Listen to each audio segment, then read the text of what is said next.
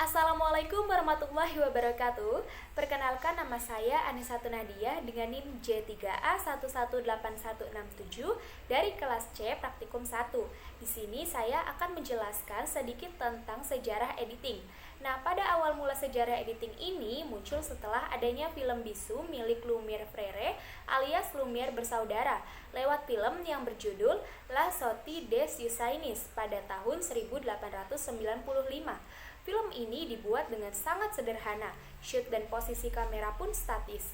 Beberapa sineas kemudian melakukan eksperimen dengan mencoba menyusun beberapa shoot, sambil mempelajari sejauh mana gambar dapat disusun sedemikian rupa sehingga mampu merangsang emosi dan membentuk atau memutarbalikkan persepsi. Nah, dilihat dari catatan sejarah editing ini, ada 3 tokoh utama dalam editing dunia. Yang pertama, ada pada era 1900-an ada D.W. Griffith dengan teori dramatic emphasis. Yang kedua, ada di era 1900-an ada Pudovkin dengan teori konstruksi editing. Yang ketiga, pada era selanjutnya ada Sergei Eisenstein dengan teori intellectual montage. Ketika masih dalam era film bisu, teknik editing sangatlah penting karena para sineas harus bercerita dengan bahasa visual ataupun gambar.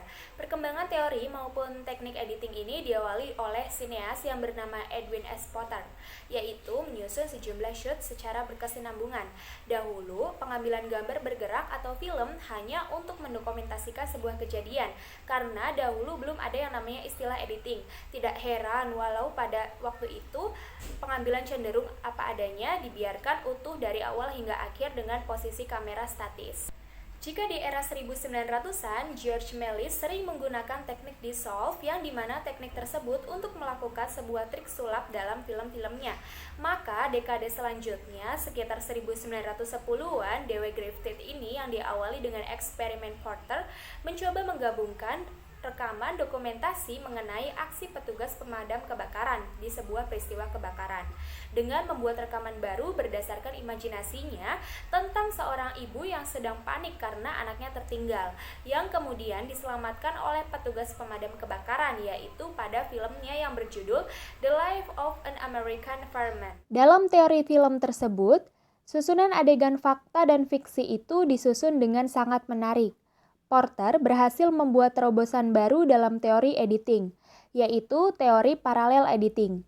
Parallel editing ini atau cross-cutting adalah teknik bergantian 2 atau lebih adegan yang sering terjadi secara bersamaan, namun di lokasi yang berbeda. Seperti yang digunakan dalam film The Birth of Nations dan The Greaser Gauntlet. Porter saat itu mencoba membuat sebuah film dengan menggabungkan shoot-shoot yang sudah ada, yang ditambah dengan shoot-shoot yang diproduksi untuk melengkapi kebutuhan film yang sedang diproduksi.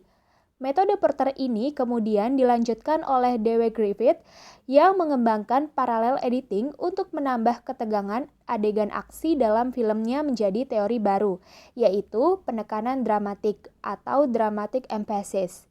Dia juga membuat variasi tipe shoot, seperti long shoot, medium shoot, close up, cutaway, dan tracking shoot sebagai materi untuk melakukan teknik editing paralel yang dianggap sebagai konstruksi dramatik. Nah, pada era 1920-an, teknik editing mencapai puncaknya melalui uji coba editing yang dilakukan oleh para sineas Rusia ini, salah satunya adalah Pudovkin. Beliau lebih menekankan pada konstruksi editing. Dia bahkan menganggap aspek editing adalah unsur dasar pembentukan sinema. Sineas asal Rusia ini membuat sebuah eksperimen yang dimana eksperimen Pudovkin ini dapat dilihat dalam film Mother tahun 1926. Dari metode ini didapat pemahaman bahwa editor dapat mengubah-ubah urutan shoot sesuai keinginannya, dan hal ini berpengaruh pada makna pesan yang disampaikan. Nah, pada era berikutnya adalah sineas Rusia lainnya, yakni Sergei Eisenstein, yang juga sangat terpengaruh teori editing Griffith dan teori dialektika filsuf Karl Marx. Dari gabungan dua ilmu ini, dia membangun teori editing atau montage dengan membaginya ke dalam 5 komponen, yaitu metric montage, rhythmic montage, tonal montage, overtonal montage, dan intellectual montage. Semua teorinya ini tertuang dalam karya-karyanya, seperti Strike pada tahun 1925, The Battleship Potemkin pada tahun 1925, dan Oktober pada tahun 1928.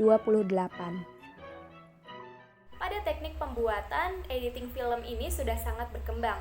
Salah satunya adalah pemakaian CGI. Pemakaian CGI ini dalam industri perfilman sudah sangat banyak digunakan. Produser rumah film yang kerap menggunakan teknologi ini adalah produksi film Hollywood. CGI merupakan singkatan dari Computer Generated Imagery, dilansir dari tirto.id. Teknologi ini pertama kali digunakan pada tahun 1973 dalam film Westworld, namun masih dalam format 2D atau 2 dimensi, dan akhirnya diaplikasikan ke dalam format 3D atau 3 dimensi pada tahun 1976 dalam film Future World. Tercatat kedua film itu menjadi film pertama yang menggunakan efek CGI berupa 3D. Seperti contoh dalam film animasi Doraemon ini yang berjudul Stand By Me tahun 2014. Film ini menggambarkan kisah Nobita yang sama persis pada film animasi klasik yang versi orisinalnya. Namun, dikemas dengan menggunakan teknologi CGI ini dapat menjadi suatu produk dan penyegaran yang baru, khususnya untuk para penggemar film animasi Doraemon. Efek visualisasi yang baru ini dapat juga memberikan efek penyegaran terhadap suatu film yang lama, namun dikemas dengan teknologi visual yang canggih, akan dapat memberikan suasana yang baru dan menyegarkan penonton. Baiklah, kurang lebih seperti itu yang dapat saya sampaikan mengenai sejarah editing. Kurang lebihnya mohon maaf. Terima kasih. Wassalamualaikum warahmatullahi wabarakatuh.